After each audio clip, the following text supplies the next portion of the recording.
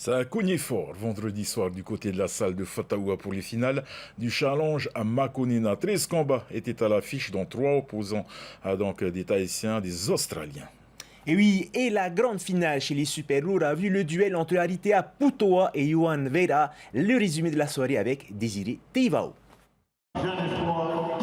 Aritea Putoa face à Yohan Veira. L'expérience face à la jeunesse. Après un premier round équilibré, le boxeur de Mahina prend l'ascendant sur le sociétaire de Tefana dans la deuxième reprise. Les coups pleuvent et Yohan Veira est compté 2 fois.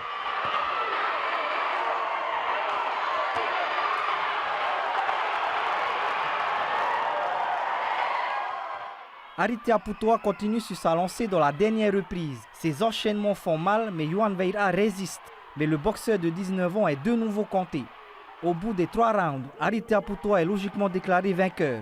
Un retour réussi pour le champion de France amateur qui décroche une deuxième ceinture au challenge Makonena. Bon retour pour moi. J'ai adoré, c'est pour quand même préparation pour les Océaniens, qui se passera à la fin d'année. Et voilà, c'est des petits combats qui mènent à la victoire. Je félicite particulièrement mon adversaire, c'est courageux quand même de venir, quand même assez beaucoup d'expérience, tout ça. Malgré mon activité durant les 2 années, mais je le félicite quand même, il est venu au charbon, il a donné ce qu'il avait. De son côté, Yohan Veira s'incline encore une fois en finale. Une nouvelle leçon à retenir pour le jeune boxeur. Pour affronter Aritea, c'est le Mike Tyson tahitien, on l'appelle. Ça a été un honneur de l'affronter. Même si on perd dans une défaite, c'est une leçon. Et en même temps, ça nous permet d'apprendre et encore. C'est en affrontant les champions qu'on devient champion en même temps. Il ne faut juste pas oublier, rester fier dans la défaite et humble dans la victoire. Avant cette finale chez les super lourds, 3 boxeurs tahitiens étaient opposés à des Australiens. Le combat entre Ramana Maono et Ricky Sandral est explosif.